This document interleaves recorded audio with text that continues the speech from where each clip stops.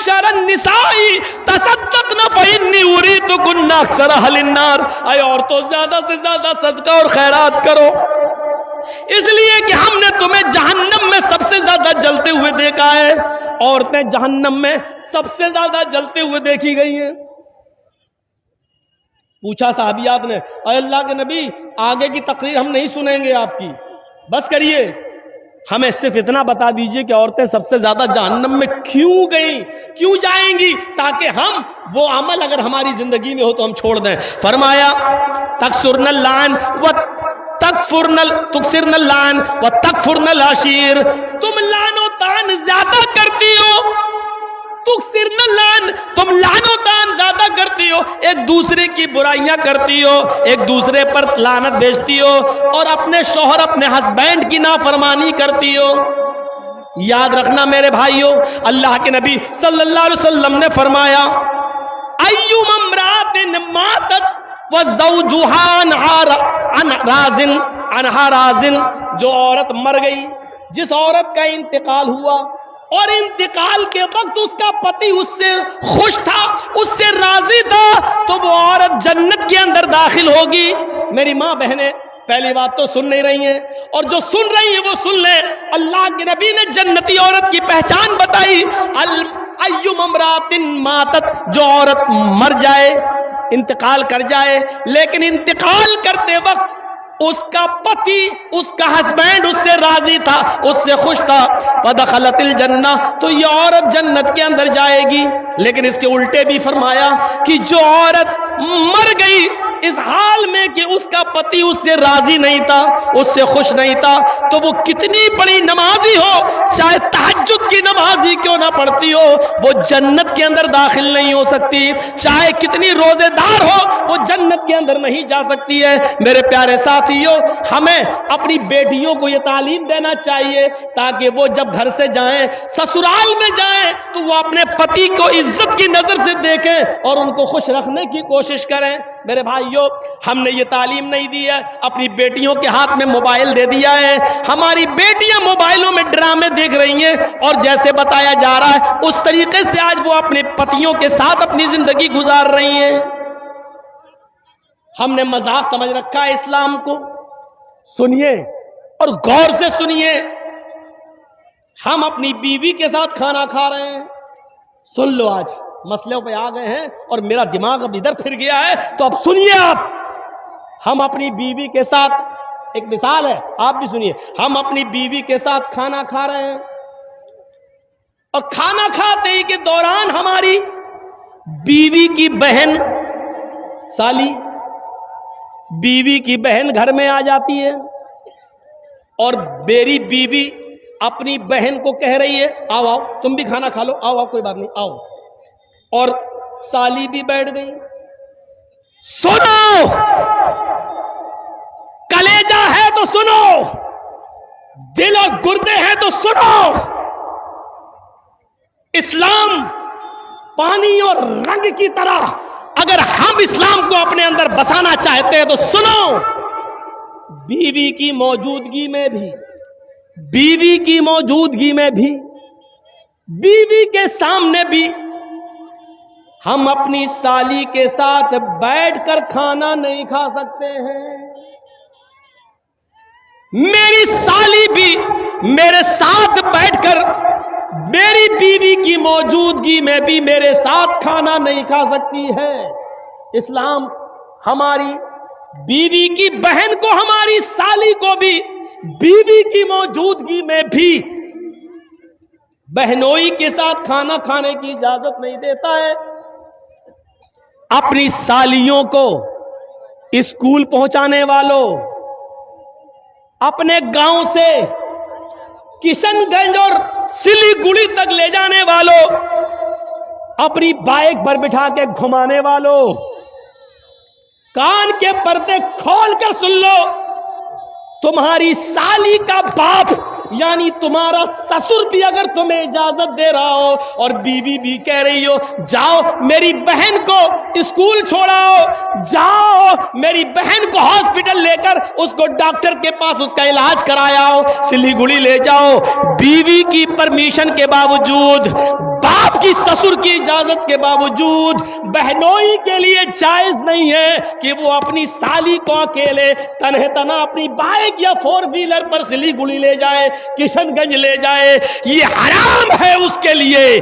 کلیجہ تھام کے بیٹھو اور دیکھو ہمارے معاشرے کے اندر یہ برائی پائی جا رہی ہے کہ نہیں پائی جا رہی ہے, پائی جا رہی کہ نہیں پائی جا رہی ہے. جب بیوی کی اجازت اور سسر کی اجازت کے بعد بھی جائز نہیں ہے تو بنا اجازت گھمانا یہ کیسے جائز ہو جائے گا؟ بہت آسان ہے کہہ لینا کہ سالی آدھی گھر والی ہے. تیرے باپ کا فتویٰ ہوگا, یہ تیرے باپ کا سسٹم ہوگا. یہ تیری بہن بھی کسی کی سالی ہوگی, وہ بھی اس کی آدھی گھر والی ہوگی. اس کو اس نظریے سے دیکھنے کی کوشش کرو. اسلام کے اندر سالی کو بھی بہنوئی سے پردہ کرنا پڑے گا, اس لیے کہ بیوی کے انتقال کے بعد یا بیوی کی طلاق کے بعد سالی کے ساتھ نکاح جائز ہو جاتا ہے, اور جس کے ساتھ نکاح جائز ہو اس سے پردہ ضروری ہے. جہاں یہ مسئلہ سالی کے ساتھ ہے وہیں یہ مسئلہ بھابھی کے اوپر بھی لاگو ہوتا ہے. سن لو, ہماری بھابھی اپنے شوہر کے ساتھ کھانا کھا رہی ہے, یا جرجیت صاحب کھانا کھا رہے ہیں اور جرجیت صاحب کے بھائی کی بیوی یعنی بھابھی ہمارے روم میں آ جاتی ہے اور ہمارا بھائی بھی وہیں بیٹھ کر میرے ساتھ کھانا کھا رہا ہے, اور بھائی نے کہہ دیا اپنی بیوی سے آؤ آؤ تم بھی کھانا کھا لو, کوئی بات نہیں دیور ہے تمہارے, بیٹھو. بھائی کی پرمیشن کے باوجود, شوہر کی اجازت کے باوجود بھابھی کے لیے دیور کے ساتھ کھانا کھانا جائز نہیں ہے. بھائی کی پرمیشن کے باوجود بھابھی کو اکیلے بائک پہ بٹھا کے کشن گنج اور دارجلنگ لے جانا, سلیگوڑی لے جانا جائز نہیں ہے. دلیل یہ ارائیت الحموا یا رسول اللہ, ایک عورت نے سوال کیا اے اللہ کے نبی کیا میں دیور سے بھی پردہ کروں؟ دیور ہمارے گھر میں رہتا ہے, جوائنٹ فیملی ہے, آنا جانا لگا رہتا ہے, کیا میں دیور سے بھی پردہ کروں؟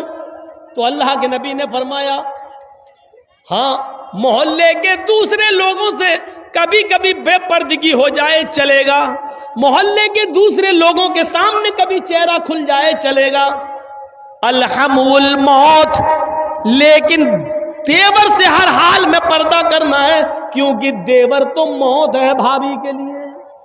یہ زبان ہماری نہیں ہے, ہماری زبان ضرور ہے لیکن الفاظ محمد رسول اللہ کے ہیں, حدیث جناب محمد رسول اللہ صلی اللہ علیہ وسلم کی ہے, الحم الموت, دیور بھابھی کے لیے موت ہے. اب اندازہ لگاؤ جو موت ہو وہ موت کیسے بھابھی کو لے کے جا سکتا ہے اپنے گھر سے باہر؟ صاحب میرے بھائی نے اجازت دے دی, یہاں بھائی کی اجازت نہیں چلے گی, یہاں شریعت کا حکم چلے گا, شریعت کا حکم. ہم ان چیزوں پر غور کریں, سوچیں کیا اسلام کے ساتھ ہمارا تعلق یہ ہے؟ یا ایھا الذین آمنوا ادخلوا فی السلم کافہ, ایمانو والو تم اسلام کے اندر پورے کے پورے داخل ہو جاؤ. بچوں کے ساتھ ہمارا تعلق کیا ہے؟ فرمایا جب تمہارے گھر میں بچہ پیدا ہو, جب تمہارے گھر میں بچہ پیدا ہو تو 7ویں دن اس کا عقیقہ کرو, اس کے سر کے بال کاٹو, پورا ٹکلا, 7ویں دن اس کے سر کے سارے بال چھلو اور بالوں کے وزن کے برابر چاندی غریبوں اور مسکینوں میں تقسیم کرو. مان لیجئے سارے بال ہم نے کاٹے اور 5 گرام ہوئے تو 5 گرام چاندی یا 5 گرام چاندی کی قیمت غریبوں میں مسکینوں میں دی جائے گی. اور یہ اسلام کا ایک حصہ ہے, اس سے آپ بچ نہیں سکتے ہو. 7ویں دن اس کا اچھا نام رکھو, گڈو پپو نہیں، ٹوئنکل نہیں، لڑکیوں کے نام اوئیٹی سوئیٹی نہیں. اچھا نام رکھو، نام کا اثر پڑتا ہے. قیامت کے ناموں سے بلایا جائے گا. اچھا نام رکھو جس کا معنی اچھا ہو. جب 7واں دن ہو جائے تو اس کا عقیقہ کرو. اور مسئلہ یاد رکھنا، عقیقہ صرف 7ویں ہی دن ہے، 14ویں دن کی دلیل نہیں ہے، 21ویں دن کی دلیل صحیح نہیں ہے کہ 7ویں دن طاقت نہ ہو تو 14ویں دن کر لو، 14ویں دن نہ ہو تو 21ویں دن کر لو. نہیں، عقیقہ صرف 7ویں دن ہے. اور 7ویں دن کسی مجبوری کی وجہ سے اگر آپ نہیں کر سکے تو جب تمہیں موقع ملے، جب تمہارے پاس مجبوری ختم ہو جائے اس وقت کر لو. 7ویں دن نہیں کیا اور 8ویں دن مجبوری ختم ہو گئی تو 8ویں دن کر لو. 9ویں دن مجبوری ختم ہو گئی تو 9ویں دن کر لو. اب یہ نہیں کہ 7ویں دن نہیں کیا تو اب 14ویں دن کر لیں گے. نہیں، 14ویں دن کا انتظار نہیں کیا جائے گا. 14ویں دن بھی مجبوری رہی، 21ویں دن بھی رہی، تو جب تمہاری مجبوری ختم ہو جائے تب کر لو. اور جب تک اس بچے کا عقیقہ کر نہیں لیا جائے گا اس بچے کی دعا باپ کے حق میں قبول نہیں ہوگی. سمجھ رہے ہیں نا؟ رہن ہے، رہن بچہ گروی ہے، چاہے کتنی وہ بچہ دعا کرے باپ کے حق میں پھر قبول نہیں ہوگی. اگر عمدن قصدن جان بوجھ کر استطاعت کے باوجود آپ نے اس کا عقیقہ نہیں کیا تو یہ باپ کے اوپر ایک قرض ہے جب تک وہ اس کو ادا نہیں کرے گا. ہاں، بچہ 20 سال کا ہو گیا، اب مجبوری ختم ہوئی ہے تو اب کر دو. باپ 20 سال تک اپنے بچے کا عقیقہ نہیں کر سکا مجبوری کی وجہ سے اور انتقال ہو گیا تو بچہ خود کمانے لگے تو وہ اپنا عقیقہ خود بھی کر سکتا ہے. لیکن کرنا ہے، اگر استطاعت ہو جائے تو کرو. کرنا ہے، یاد رکھیے 7ویں دن عقیقہ کرے گا. جب بچہ پیدا ہو تو 7ویں دن عقیقہ کرو. 7ویں دن اس کا اچھا نام رکھو. اس کے سر کے سارے بال چھیل کر بالوں کے وزن کے برابر چاندی یا اس چاندی کی قیمت غریبوں اور مسکینوں میں تقسیم کرو. لڑکا ہے تو 2 جانور اور لڑکی ہے تو 1. گائے نہیں چلے گی، بھینس نہیں چلے گی، اونٹ نہیں چلے گا. بڑے جانوروں میں عقیقہ نہیں ہوگا. عقیقے کے لیے بھیڑ بکری چاہیے، دبا، انہی جانوروں میں عقیقہ ہوگا. لڑکا ہے تو 2 اور لڑکی ہے تو 1. ہاں، اگر آپ کے پاس مجبوری ہے اور لڑکا پیدا ہوا ہے لیکن 2 جانور کی قیمت نہیں ہے، 2 جانور کی استطاعت نہیں ہے، 1 جانور آپ کر سکتے ہیں. اگر استطاعت نہیں ہے تو 1 جانور بھی کیا جا سکتا ہے. اسلام میں آسانی ہے، سختی نہیں ہے. اگر 2 لڑکا ہے اور ہم غریب ہیں، 2 جانوروں کی قیمت نہیں ہے میرے پاس لیکن 1 کی استطاعت ہے تو یہاں اجازت ہے شریعت کی طرف سے تو تم 1 ہی کر دو. کیونکہ اللہ رب العالمین کسی پر اس کی بوجھ سے زیادہ، اس کی حیثیت سے زیادہ اس پر بوجھ نہیں ڈالتا ہے. لڑکی ہے تو 1 ہے ہی.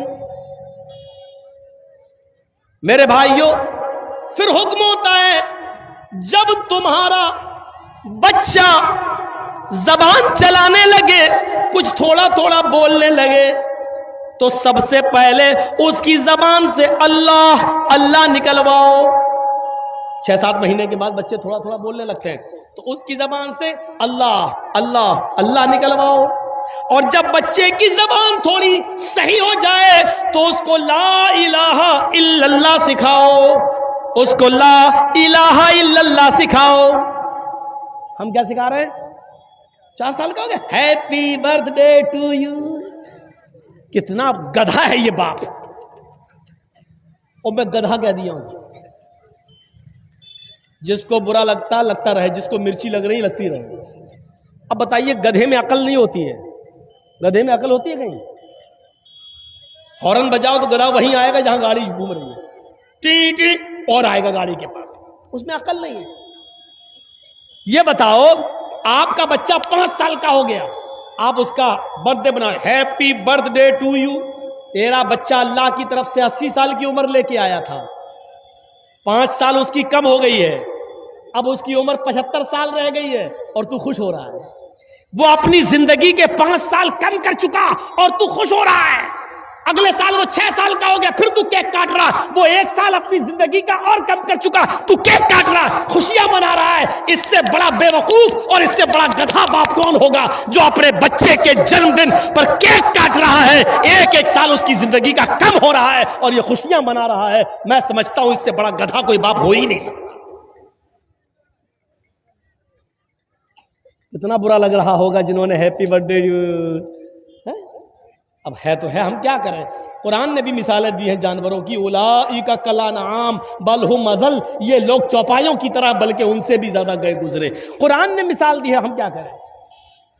الدنیا جیفت المیت، یہ دنیا مری ہوئی لاش ہے، وطالبها کلاب، اور اس دنیا کے پیچھے گھومنے والے، اس دنیا کی دولت میں مگن رہنے والے، اس دنیا کو طلب کرنے والے اور اس دنیا کو چاہنے والے کتے ہیں۔ طالبها کلاب، اللہ کے نبی کہہ رہے ہیں اس دنیا کو چاہنے والے کتے ہیں، کتے۔ اب ہم کیا کریں؟ اللہ کے نبی کہہ رہے ہیں، ہم کیا کریں؟ عقل جس کے اندر نہیں ہوتی ہے وہ جانور گدھا ہے۔ اب گدھے والا کام ہم کر رہے ہیں۔ بہت سے گدھے تو اتنے بڑے پڑے ہیں کہ 85 سال کی عمر میں بھی اپنا برتھ ڈے بنا رہے ہیں، 1-2 سال کے اور رہ گئے مرنے والے، پھر بھی لمبی عمر کی کامنا کر رہے ہیں۔ اسی لیے فرمایا کہ جب تمہارا بچہ زبان صحیح کر لے، بولنے لگے تو لا الہ الا اللہ سکھلاؤ، جیسے جیسے اس کی عمر بڑھ رہی ہے عمل بھی ایسے ایسے بتاؤ کہ وہ جنت کے قریب بھی ہوتا جائے، جہنم کے قریب نہ ہو، جنت کے قریب جائے۔ اب حکم ہوتا ہے لا الہ الا اللہ سکھاؤ۔ اب حکم ہوتا ہے جب تمہارا بیٹا 7 سال کا ہو تو اس کو وضو کرنا سکھلاؤ، نماز پڑھنا سکھلاؤ، اپنے ساتھ اس کو انگلی پکڑ کے مسجد میں لے جاؤ، اس کو نماز کی عادت ڈلواؤ، کبھی پڑھے گا کبھی چھوڑے گا، کبھی پڑھے گا کبھی چھوڑے گا، کوئی بات نہیں، سختی بہت زیادہ نہیں کرنا ہے لیکن لے کے جانا ہے، عادت ڈلوانا ہے۔ اب 3 سال تک یہ عادت ڈلواؤ، جب اس کی عمر 10 سال کی ہو جائے تو اب سختی کرو گے، جب وہ 10 سال کا ہو اور نماز نہ پڑھے تو پیٹ کر مار کر اس کو مسجد میں لے جاؤ۔ 10 سال کے بعد پھر نماز معاف نہیں ہے، 10 سال کا ہو جائے تو اس کو مسجد کی طرف لے جاؤ، اس کو مارو۔ 10 سال کا بیٹا نماز نہ پڑھے تو باپ مارے، 40 سال کا باپ نماز نہ پڑھے تو کون مارے؟ دادا تو مر گیا بیچارہ، وہ تو اس دنیا میں نہ رہا۔ یاد رکھو جو 40 سال کی عمر میں باپ نماز نہیں پڑھ رہا ہے تو اس کا 10 سال کا بیٹا کیسے نماز پڑھے گا؟ یہ اولاد کے ساتھ ہمارا اسلام کے ساتھ کنیکشن کیسا ہے؟ کیا پانی اور رنگ کی طرح ہے یا پانی اور پتھر کی طرح ہے؟ ذرا تصور کریں۔